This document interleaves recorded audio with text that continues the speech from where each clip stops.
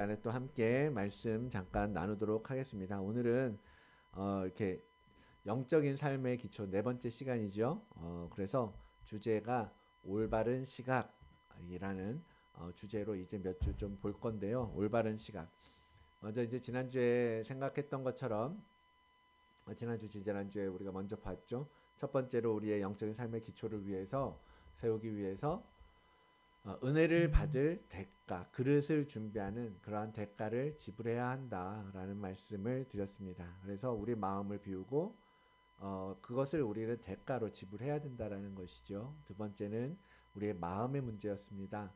그래서 마음의 상태를 하나님의 말씀, 하나님의 이 진리에 비추어 봄으로써 그 빛을 우리 마음에 비추어 봄으로써 우리의 마음의 상태가 어떠한지, 나누어져 있는지, 분열되어 있는지, 깨져 있는지, 어디가 쪼개지고 찢어지고 상처난 것은 없는지 하나님의 말씀으로 돌아보고, 그래서 그 말씀, 그 마음을 다시 하나로 이렇게 모아서 이제는 바른 방향으로, 맞는 방향으로 이끌어 가야 한다라는 말씀을 함께 나누고 생각해 보았습니다. 네, 그것에 이어서 오늘부터 이제 세 번째 주제는 올바른 시각을 갖는 것에 대한 이야기인데요. 자, 무엇에 대한 올바른 시각을 이야기하는 것인가? 먼저는 하나님에 대한 시각이에요. 하나님에 대한 시각.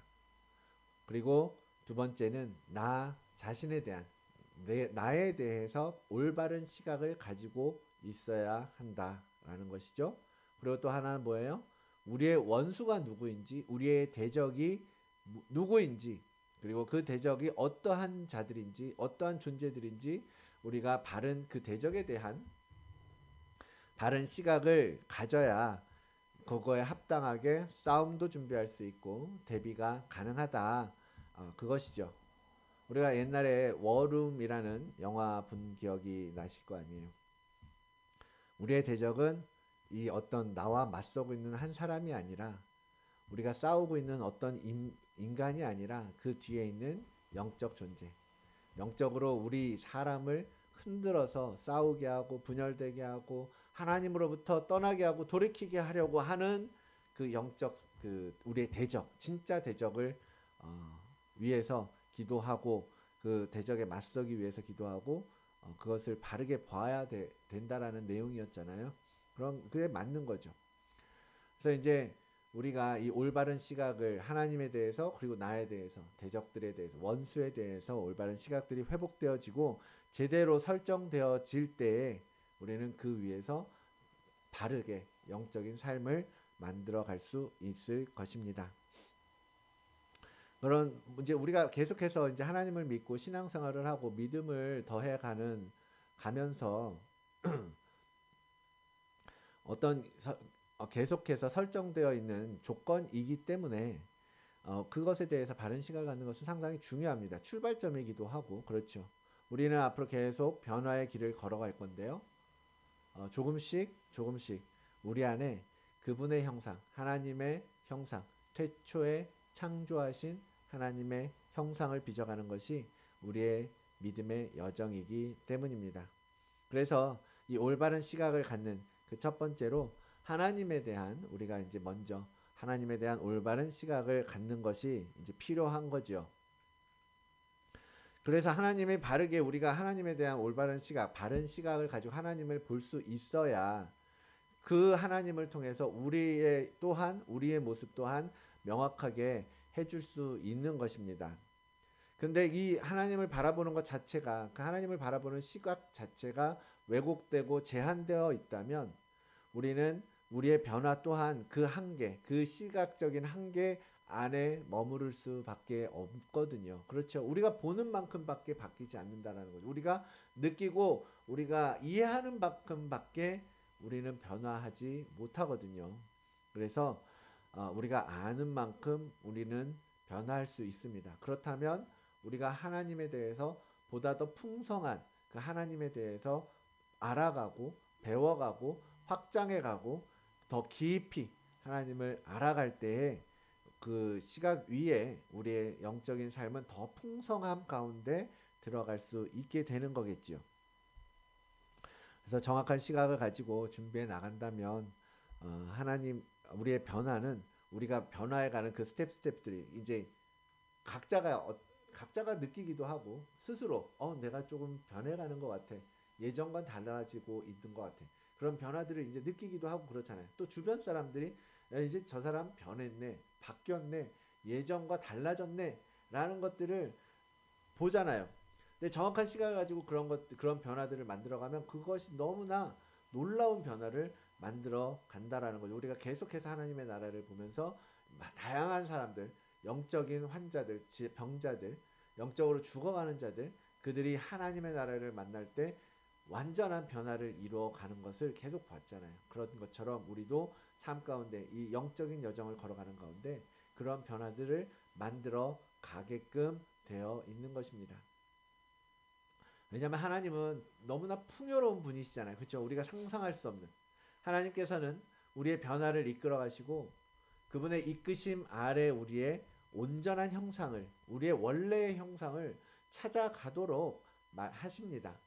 그래서 우리가 눈을 부릅뜨고 우리가 살아가는 그러니까 이 세상만 바라볼 것이 아니라 정말 이 세상 비하인드에 있는 원래의 본질적인 스피리추얼한 라이프, 영적인 삶을 위한 바른 시각을 갖는 일에 더 씨름하고 집중하고 마음을 쏟아 놓아야 할 것입니다. 그래서 하나님에 대한 올바른 시각을 시작하면서 하나님께서 우리에게 제시해 주신 자기 자신을 계시하시는 핵심의 개념이 있어요. 뭐냐면 그건 바로 삼위일체 하나님이라는 것입니다. 삼위일체 하나님. 뭐 들어는 보셨을 것이고 삼위 하나님 뭐예요? 성부 하나님, 성자 하나님, 성령 하나님. 이 세 위격이 있는데 이 세 위격은 한 몸, 일체, 하나와 같다라는 것이 삼위일체의 교리예요. 성경에 삼위일체라는 말은 등장하지 않습니다. 그러나 성경 여러 곳에서 하나님이 삼위 하나님이 함께 사역하시기도 하고 각각의 역할들을 가지고 우리 인간들을 하나님의 창조의 세계를 다스려 가시는 것을 우리는 말씀 속에서 다양하게 발견할 수 있거든요. 그 세 위격은 서로 다르지만 그러나 모든 것을 공유하고 있습니다. 이제 삼일체는 이제 신학하면서 이제 대표적인 신비, 하나님의 신비의 영역이다라고 말을 해요. 왜냐하면 이제 삼일체를 사람의 말로 설명할 수가 없다라고 이제 신학자들은 봅니다. 설명할 수가 없어요. 우리가 이해할 수 있는 영역의 말이 아니거든요. 셋이 다른데 셋이 하나라는 말을 우리는 이해할 수가 없거든요. 그래서 그냥 다만 여러 가지 이제 신학자들이나 이제 설교자들이 여러 가지 비유나 어떤 메타포를 가지고 은유적으로 이 삼위일체를 설명하곤 하는데 그런 것들이 이제 정확하게 삼위일체를 설명한다기보다는 그냥 삼위일체 어떤 한 부분들을 이해를 돕는 것이라고 생각하시고 이제 공부하시고 여러분 배우시고 들으시면 좋을 것 같은데요.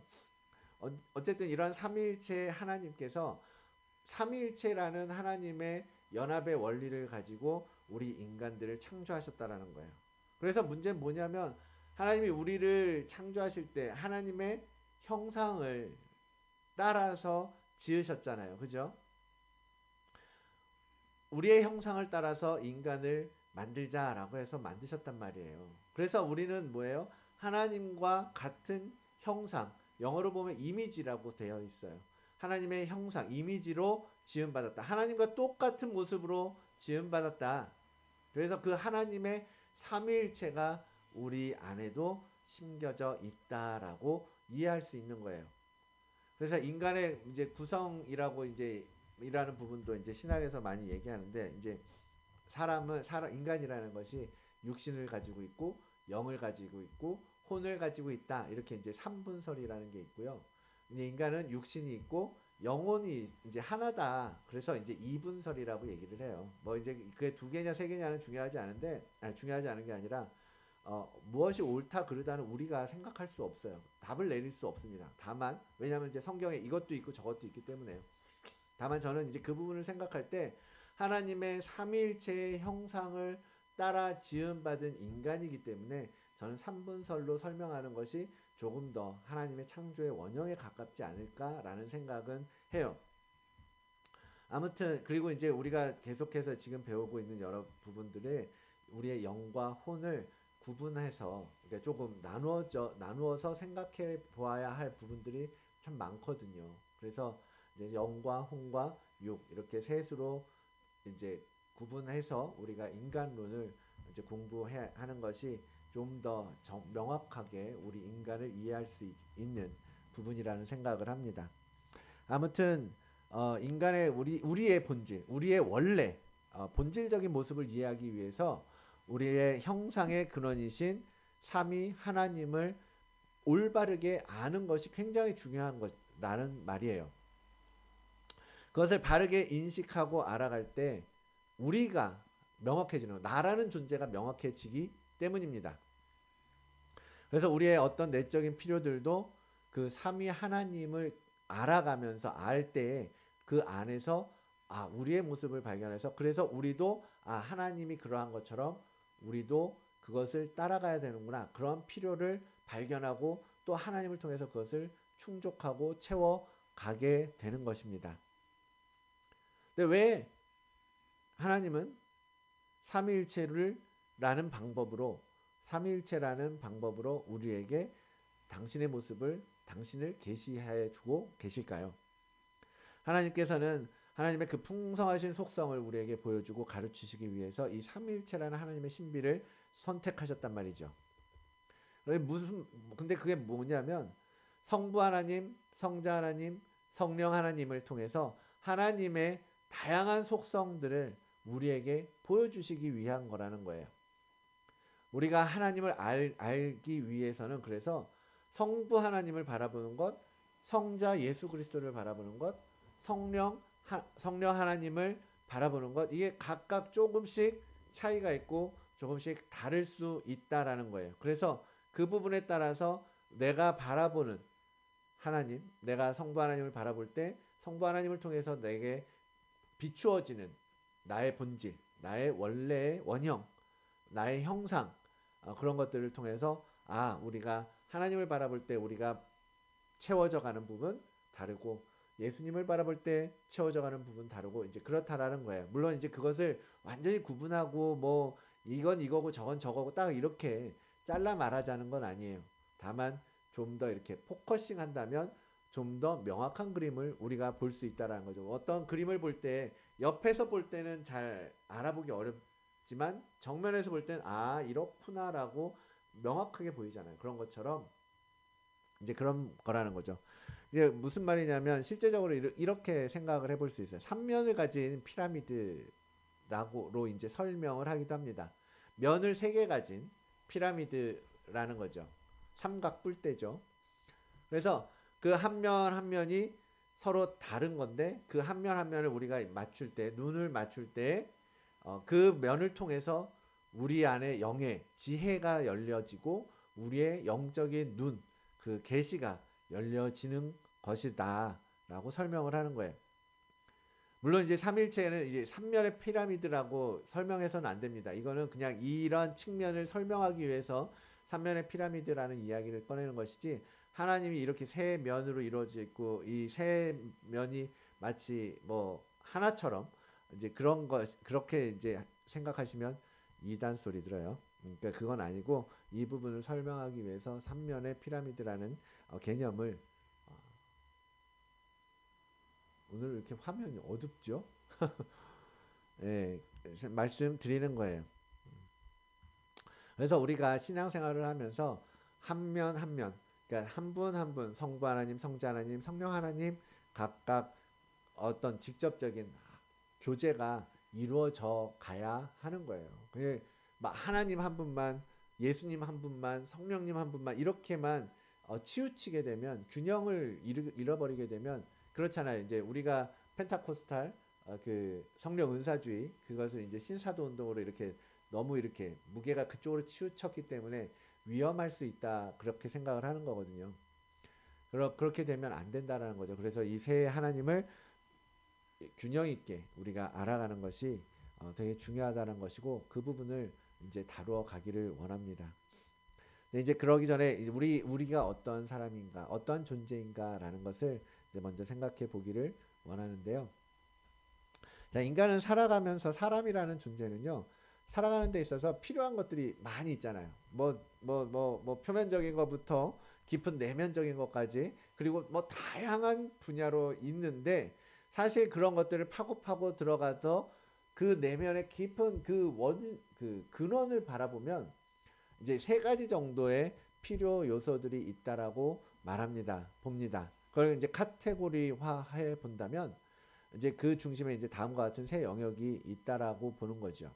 뭐냐면 이제 첫째는 소속감이라는 거예요. 소속감. 하나님께서 창조하실 때 사람은 무조건 1차적으로는 가족 안에 소속이 되어 탄생합니다. 그죠? 엄마와 아빠와 그 아이. 적어도 이 세 사람의 공동체를 기본적으로 가지고 태어나죠. 그렇게 사람이 태어나서 처음엔 가족에만 속해 있다가 학교에 가면서 학교 공동체가 생기고 학교에 소속하게 되고 친구들 그룹에 소속하게 되고 교회 그룹에 소속하게 되고 다양한 사회 그룹 속에 소속해서 살아가죠. 어떤 모양이든지. 그리고 그 안에서 소속되어서 행동하고 생활하다 보면 소속감이라는 게 생겨요. 그렇죠? 그래서 우리만의 그 어떤 끈끈함이 생기는 거죠. 가족 안에서 내지는 뭐 어떤 회사 안에서 뭐 학교 안에서 소속감이라는 게 형성되기 마련이죠. 그런데 그 소속감을 잃어버렸을 때 어떻게 되느냐? 소속감이 깨져버렸을 때, 없어져 버렸을 때, 사라졌을 때 우리는 고통받게 되더라는 거예요. 인간은 고독해지고 외로워지고 기댈 데 없고 의지할 데 없고 불안해지는 거죠. 그래서 외부로부터는 어떤 거절감 같은 것들이 느껴지고 우리 내적으로부터는 어떤 외부에 대한 거부감, 나를 방어하기 위해서 어떤 거부감 같은 것들이 올라오기도 합니다. 그러면서 사랑받지 못하는 느낌과 같은 그런 고통이 자리 잡게 되는 거죠. 이러한 소속감의 결여, 그런 것들은 결국은 우리를 분노하게 만들고 불안하게 만들고 또 스트레스 같은 어떤 부정적인 행동으로 표출되게 만든다라는 거죠. 맞나요? 그렇죠? 소속감이라는 사실은 되게 중요한 것 같아요. 우리는 정말 여러 소속을 두고 살아가잖아요, 인간은. 근데 그런 것들이 없을 때, 예를 들면 뭐 가족조차도 어렸을 때 완전 아기 때부터 그냥 고아로 부모로부터 버림받아서 혼자가 된 사람들은 얼마나 어려운 힘든 시기를 지내게 됩니까? 그러나 그들도 그냥 없는 채로 있지 않아요. 그 안에서 또 다른 소속을 만들어 갑니다. 형성해 갑니다. 그렇지 않으면 인간은 살 수가 없거든요. 그러한 소속감들은 계속해서, 그래서 사람들은 그것을 다른 무엇으로 이제 그 공허감을 채우려고 하는 거죠. 뭐 때로는 우리의 말투나 행동으로 표출되기도 하죠. 어떤 소유욕이나 부정적인 것으로 영향을 미치기도 합니다. 그것이 이제 소속감이라는 것이 굉장히 우리 인간의 정서적으로 굉장히 중요한 개념이라는 거죠. 그래서 소속감의 결여로부터 만들어지는 것, 그러한 자신의 존재감을 나타내고 다른 사람의 관심을 끌기 위해서 극단적인 표현을 하기도 하고 극단적인 행동을 시도하기도 하는 것입니다. 그러한 인간 안에는 소속감이라는 기본적인 내적인 필요가 있다는 이야기입니다. 또 하나는 뭐냐면 평강이라는 거예요. 평강이라는 것은 외적으로 내가 아닌 다른 사람 그 어, 그렇죠. 내 안에서 나의 자아의 내적인 평강, 내 안에서 나 스스로 평강을 누리는 것뿐만 아니라 다른 사람들과의 관계를 당연히 기본으로 해서 이 피조 세계 전체와의 어떤 평화의 관계, 평강에는 그러한 모든 평화의 관계가 포함이 돼요. 그러한 평강을 이야기하는 겁니다. 근데 그 평강을 잃어버리면 어떻게 되냐? 내 안에 이제 계속 불안할 거 아니에요. 평화가 없으면 불안하고 걱정되고 염려되고 자신감은 떨어지고 자격지심이 생기고 열등감에 빠지게 되는 거죠. 그리고 그것을 인간은 어떻게 보상을 하려고 하느냐? 나의 진짜 모습을 어떤 세상에서 얻을 수 있는 썸띵으로 자꾸 뒤집어 쓰면서 다른 여러 모습의 옷을 입는 것으로 그것을 보상을 받으려고 하는 거예요. 그래서 외적으로는 내가 아닌 다른 사람의 모습으로 사람들과 관계를 맺어가기도 한다라는 거죠. 그러한 평강을 잃어버렸을 때 그렇게 된다라는 겁니다.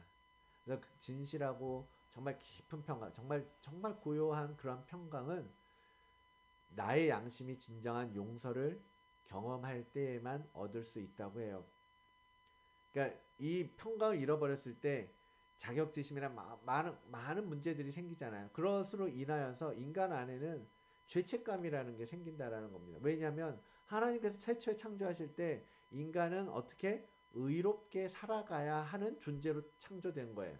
근데 그것이 깨져버렸단 말이죠. 그래서 죄가 들어왔고 그 죄책감이라는 것이 내 안에 생기면서 이 죄책감을 해결할 수 있는 어떤 무엇이 필요하다라는 거죠.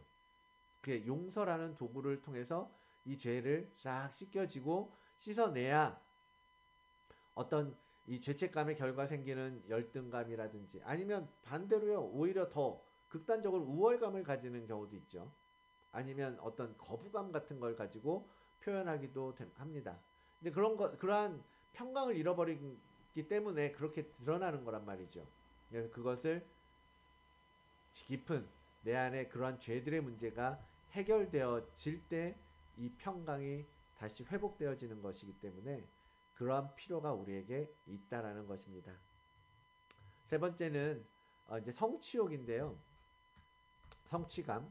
삶에서 인간은 어떤 메시지를 가지고 살아가는 것을 원해요. 그리고 어떤 그 메시지에 대한 역할을 가지고 그것을 성취해 나가는 것. 그런 것들이 인간의 삶에 굉장히 중요하다라는 것입니다.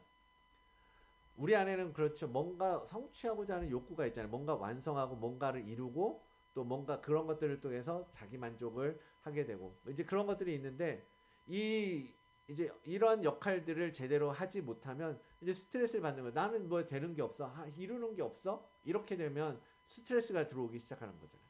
점점 무기력해지고 무관심해지고 또 이제 스스로 무능력자라고 이제 막 자기 비하에 빠지기까지 하게 되는 것입니다. 근데 그런 성취를 통해서 뭐냐면 나만의 메시지를 이 사회 속에 보여줄 수 있거든요. 이 어떤 일을 완성하고 만들어냄으로써 나는 이런 사람이야. 나는 이만큼 할 수 있는 사람이야. 나는 이런 것들을 좋아하는 사람이야. 이런 메시지들이 이제 담기는 거죠. 그리고 그런 메시지들을 전함으로써 내가 할 수 있는 역할들을 하는 것을 즐거워하고 그것으로 만족해 하는 것이 바로 인간이라는 거예요. 근데 그런 것들이 없을 때 인간은 병들게 된다. 이러한 여러 가지 세 가지로 이제 거의 대부분의 문제들이 이런 세 가지로 이제 포커스가 되어지더라라는 거예요. 왜 이런 것들이 우리에겐 필요하다라는 거죠. 여러분 생각해 보십시오. 과연 우리는 이런 것들이 어느 정도 채워져 가면서 살고 있는가? 나는 무엇이 부족한가? 나는 어떤 부분에서 약한가, 취약한가? 여러분 한번 생각해 보십시오. 이제 그런 것들이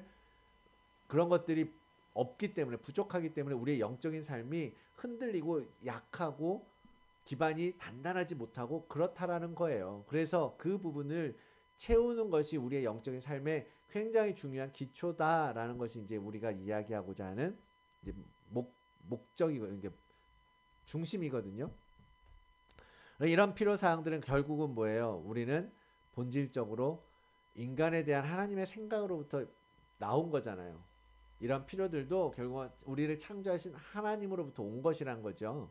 그래서 하나님의 형상을 가진 우리 또한 이 내적으로 갖고 있는 필요라는 것이 이제 어디서 온 거예요? 하나님으로부터 온 것이라는 것을 깨닫고 그래서 우리는 어디서 답을 찾아야 돼요?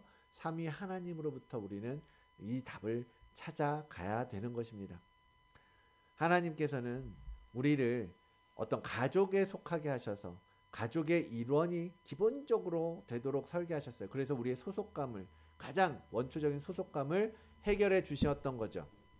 그리고 하나님은 인간이 의롭게 살도록 그래서 우리 하나님께서 의롭게 만들어 가시는 우리의 삶을 통해서 다른 이에게 하나님을 반영하면서 살도록 창조하셨습니다. 그것이 이제 두 번째 얘기죠.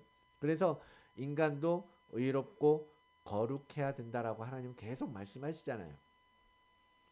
그리고 하나님은 하나님의 나라를 확장하고 선포할 목적으로 우리를 이 땅에 보내시고 지으시고 창조하셨단 말이에요. 그래서 이 땅에서 특정한 어떤 사명을 수행해야 하도록 창조하셨다라는 거죠. 그것이 바로 우리가 해야 할 메시지고 우리가 해야 할 역할이고 우리가 이루어야 할 성취해야 할 일이라는 거죠. 하나님이 계속 그러니까 이 모든 것들이 이 모든 필요들이 결국 하나님으로부터 온 것인데 우리는 그것을 다른 방향에서 계속해서 찾아왔던 거예요. 다른 곳에서 채우려고 했고 채울 수 있다고 생각했고 그랬던 거죠.